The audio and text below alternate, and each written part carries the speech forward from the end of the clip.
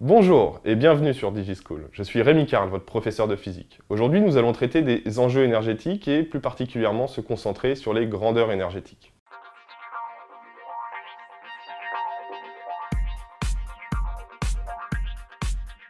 Quand l'on cherche à traiter des enjeux énergétiques, il faut absolument d'abord et avant tout comprendre ce qu'est l'énergie. On va traiter dans ce cours trois types d'énergie, trois grandes familles d'énergie qui vont nous importer ici. La première famille que l'on va étudier, c'est l'énergie consommée, c'est-à-dire que c'est l'énergie que va absorber un dispositif électrique, par exemple, quand on va le brancher à la prise à la maison.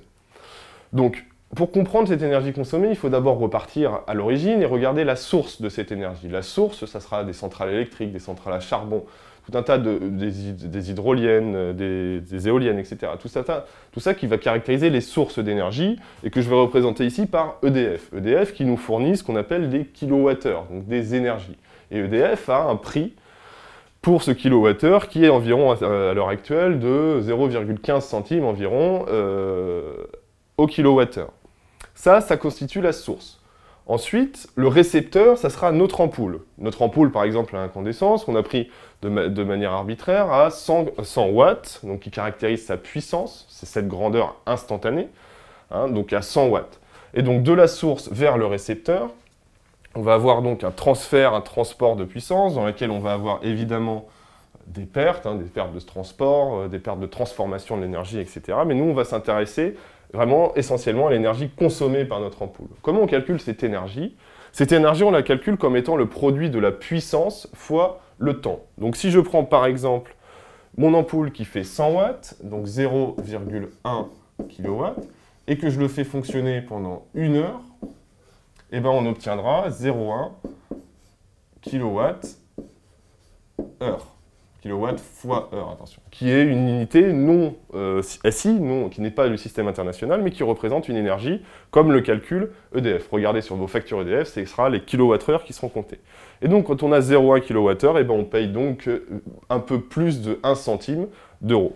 Donc, il faut bien comprendre dans cette notion d'énergie consommée que c'est le temps qui va avoir qui sera une grandeur essentielle. C'est-à-dire que quand on va calculer l'énergie, c'est la puissance de l'ampoule ne va pas nous dire combien ça va nous coûter, c'est la puissance fois le temps qui va nous dire combien ça va compter. Et donc ça, c'est l'énergie consommée. L'énergie perdue maintenant. L'énergie perdue, c'est une énergie qui va pour nous être une perte sèche, c'est-à-dire c'est de l'énergie dont on n'a pas besoin.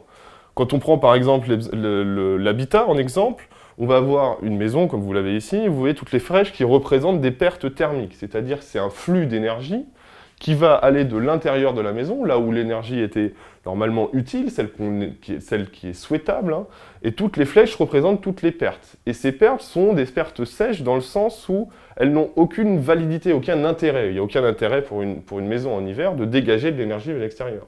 On ne cherche pas avec notre maison à chauffer l'air ambiant. Donc ici, c'est ce qu'on appelle vraiment de l'énergie perdue. Et ça sera une des contraintes, ce sera cette énergie qu'on va essayer de diminuer au maximum. Ici, dans l'exemple de la maison, on va regarder un petit peu, alors il y a tout un tas de critères qu'on peut regarder, qu'on peut différencier les différents types de pertes d'énergie. Donc on aura ce qu'on appelle des ponts thermiques, d'énergie qui sera évacuée par le sol, par les portes, par l'air, la VMC, par les murs, par les toitures. Voilà. Tous ces types de fuites d'énergie sont des énergies perdues, on les comptera également en kilowattheures, et ça sera de l'argent et de l'énergie qu'on va perdre de toute manière. L'énergie utile, maintenant, c'est la partie de l'énergie absorbée qui sera utile pour le fonctionnement qu'on voulait. Donc l'énergie utile, si je prends l'exemple d'un moteur électrique ici, ça sera l'énergie qu'on verra ici en bleu.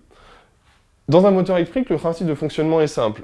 Le moteur électrique absorbe, donc consomme une énergie électrique, d'où le nom moteur électrique.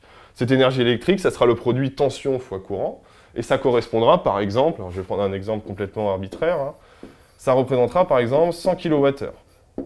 Voilà l'énergie, admettons, que consomme mon moteur électrique. Le moteur électrique est un convertisseur qui va convertir l'énergie électrique donc en énergie mécanique. C'est ça son job, c'est ça son rôle principal.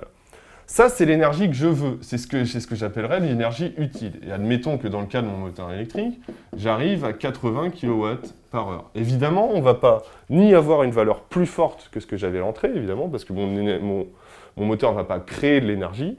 il va simplement convertir mes 100 kWh en de l'énergie dont j'ai envie, c'est-à-dire une énergie ici couple fois vitesse, donc une énergie mécanique de rotation.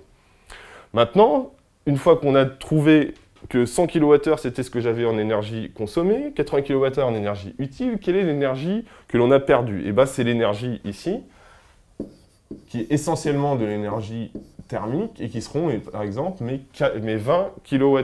Mes 20 kWh qui seront de l'énergie que j'ai perdue et qui sont perdues pour tout le monde. C'est de la perte sèche. C'est-à-dire que cette énergie-là, pour mon système moteur électrique, énergie qui n'est pas utile, énergie inutile, ici, perte thermique, perte joule. Et donc, de ces grandeurs-là, ça sera un peu tous les systèmes, on va pouvoir les regarder sous ce prisme-là, énergie absorbée, énergie utile et énergie perdue, ou puissance absorbée, puissance utile et puissance perdue.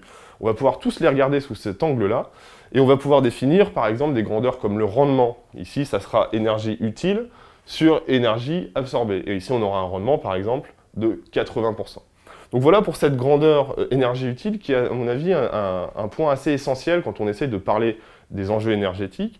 Ce qu'il faut bien comprendre aussi, c'est qu'on a toujours tendance à donner l'énergie thermique comme étant une énergie perdue. Ce qu'il faut bien comprendre, c'est que, par exemple, quand je branche mon chauffage électrique, l'énergie utile devient l'énergie thermique, parce que c'est le rôle principal de mon chauffage électrique que de chauffer ma pièce. Donc l'énergie thermique, ce ne sera pas nécessairement une énergie perdue. Si par exemple je considère, je ne sais pas, mon muscle pour réaliser une action mécanique, mon action mécanique, ça va consister en transformer une énergie biologique en énergie mécanique, mais mon muscle va chauffer. Si je regarde mon muscle comme étant un système qui va uniquement avoir pour but de soulever une charge, j'aurai des rendements de 1%. Mais si par exemple mon muscle, j'essaye de le considérer comme un organe qui fait et un mouvement mécanique et qui sert à chauffer le corps humain et pour le maintenir à 37 degrés, alors à ce moment-là, on se rend compte que les rendements sont bien meilleurs. Voilà tout ça pour dire que quand on parle d'énergie utile, il faudra bien identifier le rôle de mon système. Voilà, c'est tout pour aujourd'hui. J'espère que cette vidéo vous aura plu. N'hésitez pas à consulter les autres supports de cours disponibles sur DigiSchool. À très vite.